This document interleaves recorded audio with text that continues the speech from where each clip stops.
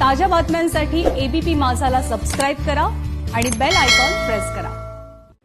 आपण बघताय महाराष्ट्र देशा। बातमी येते दिल्लीमधनं शेतकरी आणि केंद्रीय नेत्यांची बैठक संपलेली आहे।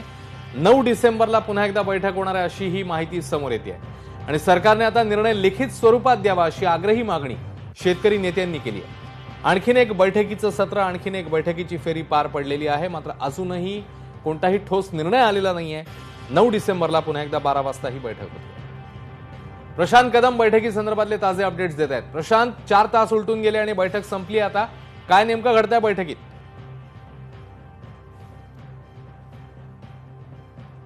अश्विन, खरं तर कुठल्याही तोडग्याविना आजची बैठक जी आहे ती संपताना दिसते आहे, कारण या बैठकीच्या आधीच शेतकऱ्यांचा पवित्रा होता की आज आम्ही आर की पार अशा पद्धतीचीच लढाई सरकारसोबत करतो आहे। सरकारनं आपली भूमिका नेमकी या कायद्यासंदर्भातली काय आहे, सरकार कायदा मागे घेणार आहे की नाही हे स्पष्ट करावं, मात्र ते आजच्या बैठकीमध्ये जे आहे ते होऊ शकलेलं नाहीये। बैठकीमध्ये एक वेळ अशी आलेली होती की ज्यावेळी शेतकरी संघटनांनी पूर्णपणे बोलणं जे आहे ते सोडून दिलेलं होतं, कारण त्यांचं म्हणणं होतं की सरकारनं आता याच्या पुढे काय नेमकी त्यांची भूमिका आहे ते सांगावी। कुठल्याही क्षणी शेतकरी संघटनांचे नेते जे आहेत ते बाहेर येतील।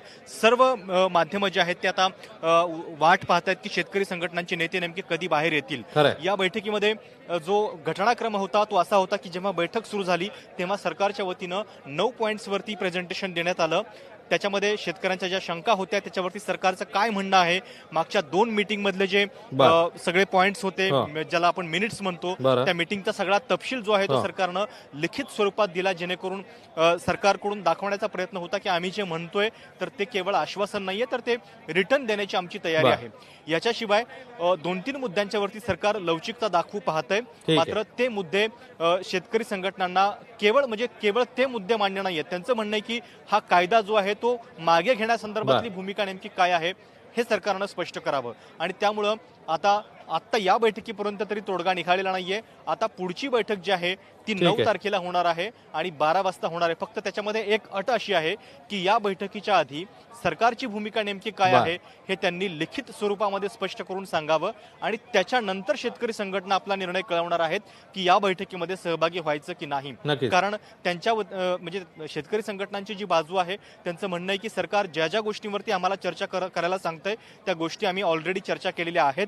आंदोलन झाल्यापासून ही 3री बैठक होती, त्याच्या आधी 2 बैठका ऑक्टोबर आणि नोव्हेंबर महिन्यामध्ये झालेल्या होत्या।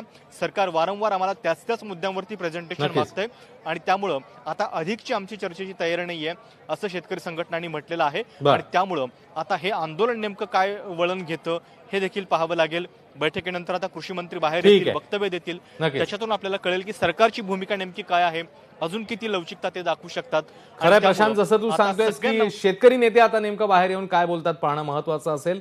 प्रशांत, पुढच्या बुलेटिनमध्ये या संदर्भातले ताजे अपडेट्स तुझ्याकडनं जाणून घ्यायचेच आहेत, तू आपल्या सोबतच राहा।